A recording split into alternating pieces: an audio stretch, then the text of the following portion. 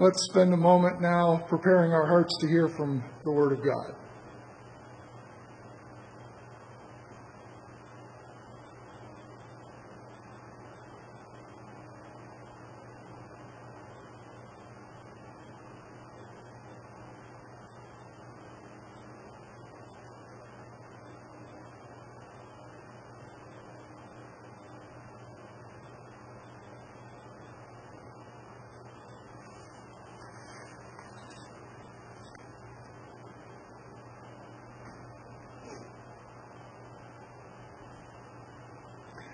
And if you're ready, say, "We're ready, Lord."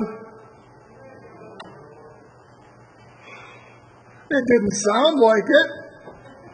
There are fewer of you here today. That means you've got to be louder. If you're ready, say, "We're ready, Lord."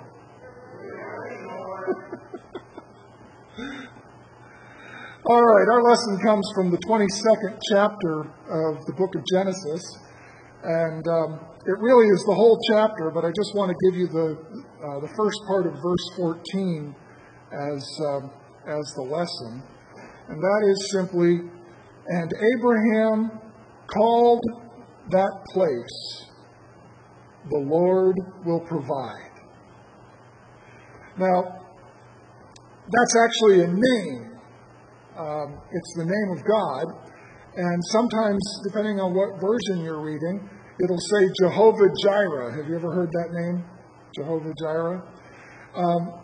It's an unfortunate twist on the way it's probably actually supposed to be pronounced. It's supposed to be Yahweh Yireh. But either way, it's the name of God, and it means the Lord will provide.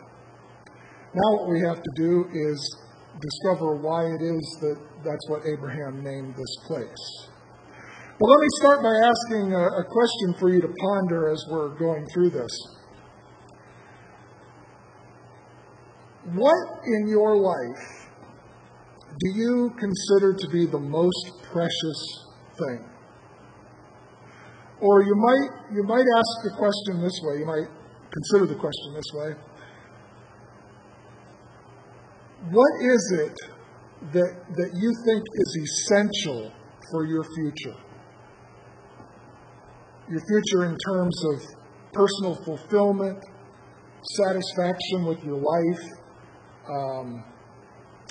a sense of purpose, a sense that your life matters. What is it that is fundamental to that?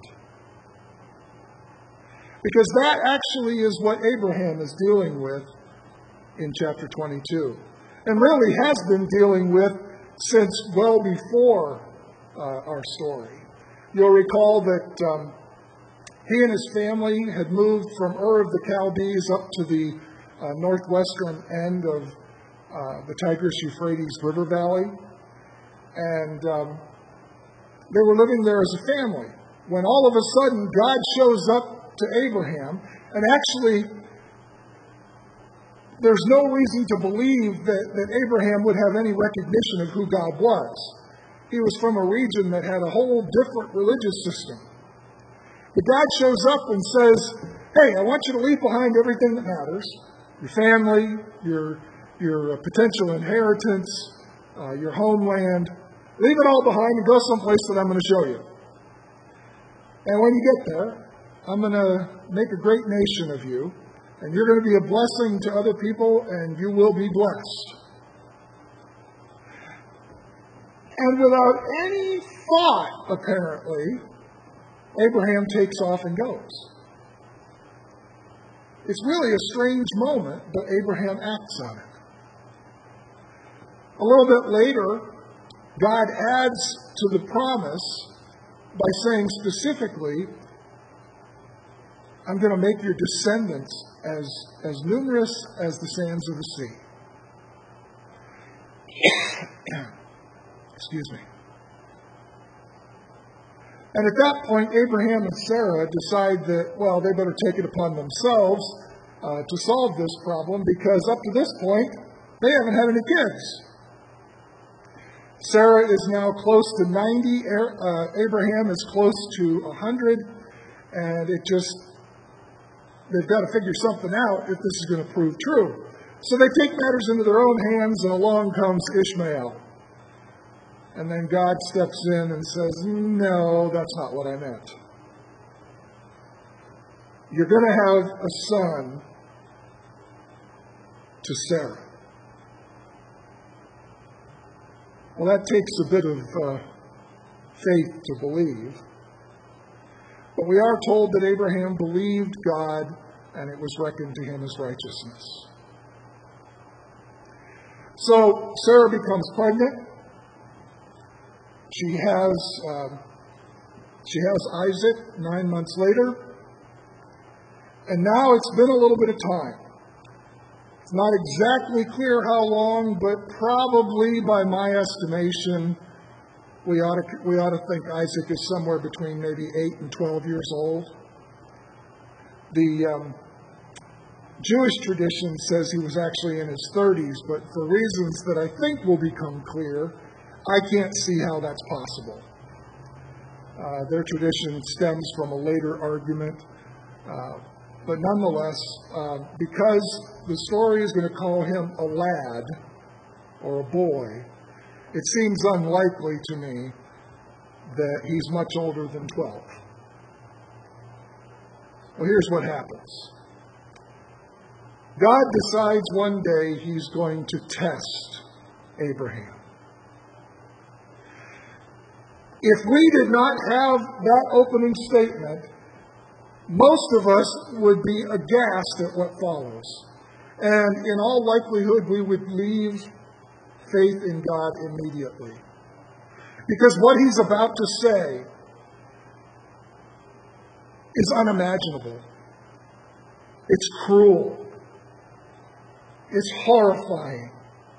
He says, Abraham, I want you to take your son, your only son, Isaac, whom you love. Go to the land of Moriah, go up to the mountain that I'm going to show you, and there I want you to sacrifice Isaac as a whole offering.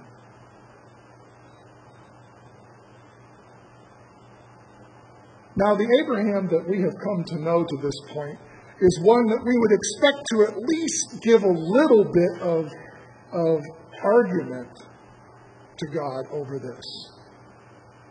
This is the guy who, when God announces he's going to destroy Sodom and Gomorrah, he starts to haggle with him. He says, look, if we can find 50 righteous people, will you destroy the whole city or will you let it go? Well, what if we only find 40? What if we only find 20? What if we only find 10? Abraham is more than willing to argue with God. But what does he do when God says, I want you to sacrifice Isaac? He goes to bed.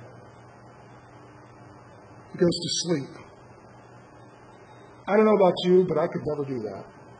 I would be tossing and turning at the very least all night, and probably I wouldn't even be able to lie down. This is crazy! And Abraham doesn't know it's a test, but he goes to sleep. The next morning he wakes up, gets up, grabs his donkey and saddles it. He calls two of his young servant boys, probably teenagers, to join with him. He gets Isaac to come with him. And then, as if in an effort to kind of prolong the agony or delay the agony, he starts to collect and cut the firewood for the altar there at his home. He certainly could have done that when he got where he was going. It seems like maybe underneath he was trying to put things off a little bit. Well, he gets all the wood finally cut and arranged and put on the donkey. And the four of them set out. Now, many of us sitting here probably are tempted to think, where's Sarah in all of this? And it has become popular to question how she would have reacted. In fact, that Jewish tradition that leads people to believe that Isaac was in his 30s comes from the idea that when Sarah found out, she dropped dead. And it would have had to have been about 37 years after he was born. But there's no evidence of that. There's no connection of that story to Sarah. Sarah's not even mentioned. So I want to suggest that that's not really the concern we need to have today.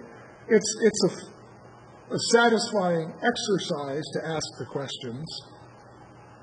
But in the end, Sarah doesn't play a role in this. The 4 males, 1 adult and 3 young boys, take off. It's about a 2.5 to 3 day walk to Moriah.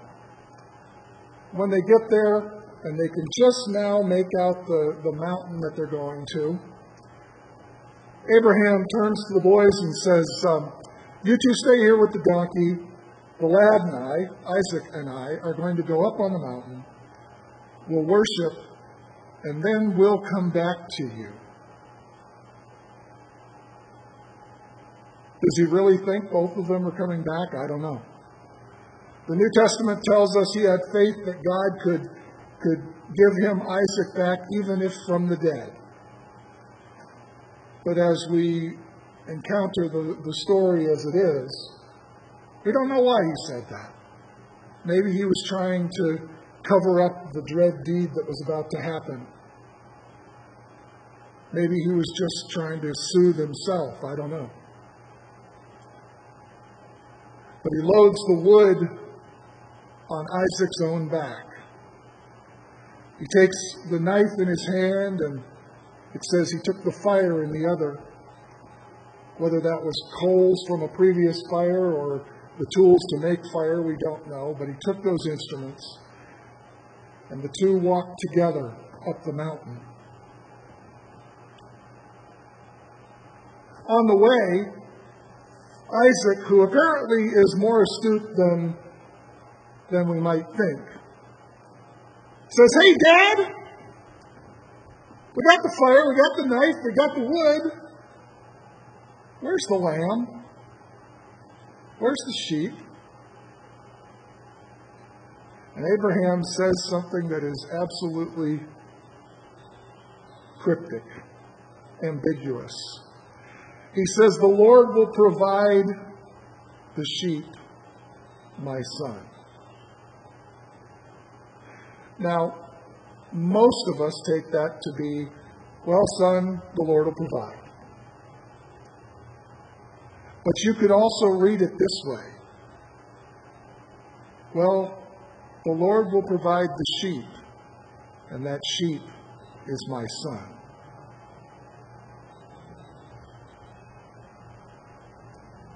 Which did Abraham mean? But Isaac was satisfied with the answer for whatever reason, and they continue till they find the location where the altar is to be built on this mountain.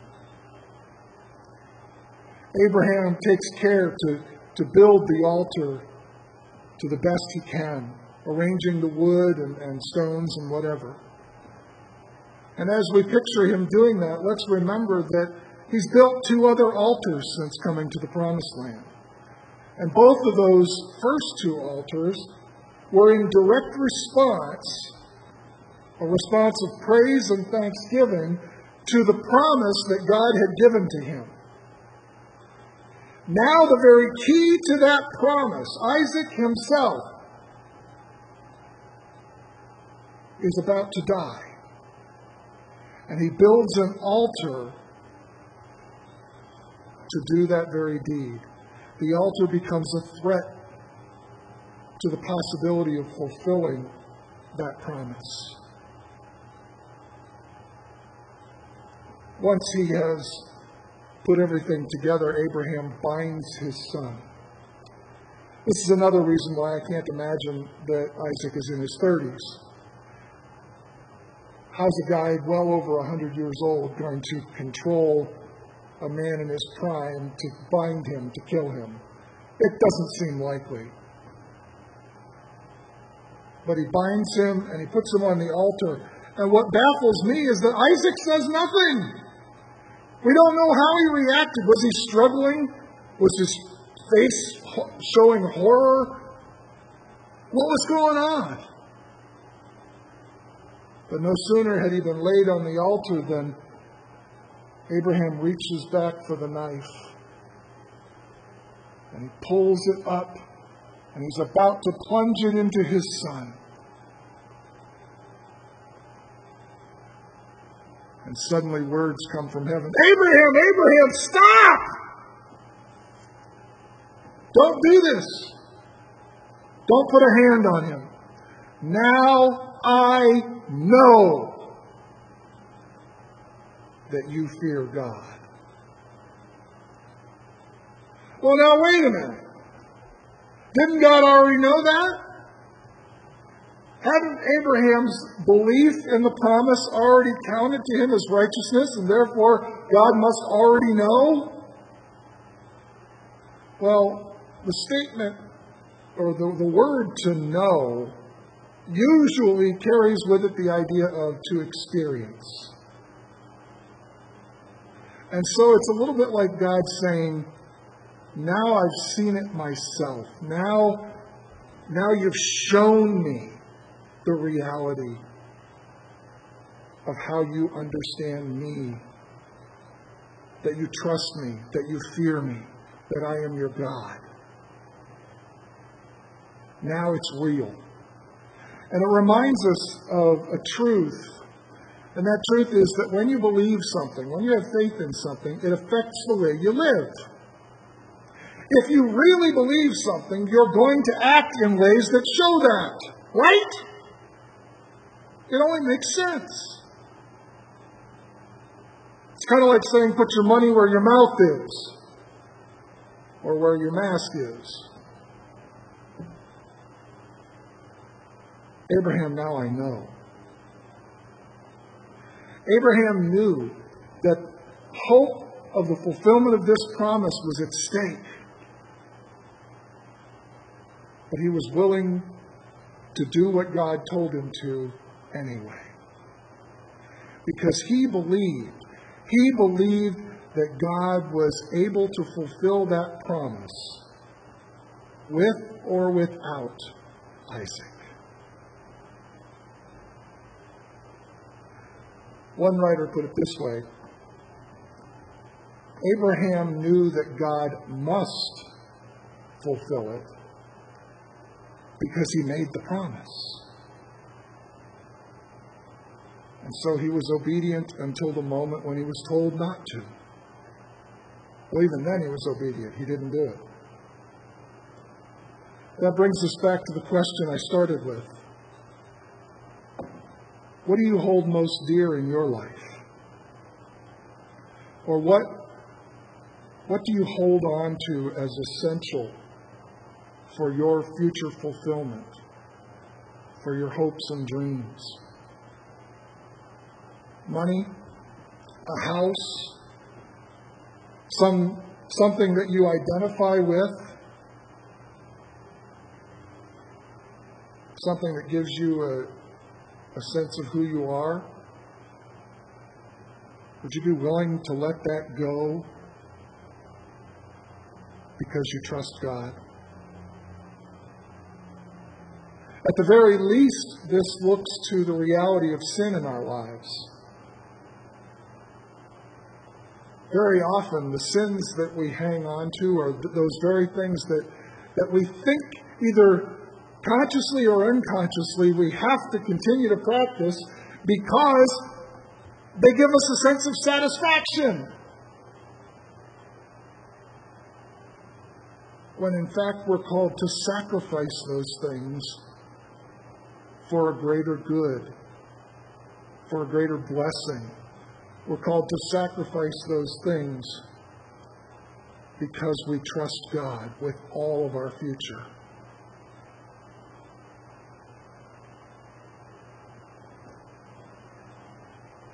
Having been through this, Abraham announces that the name of this place will be "The Lord Will Provide."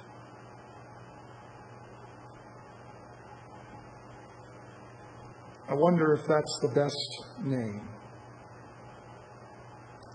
I wonder if instead it wouldn't have been better to say,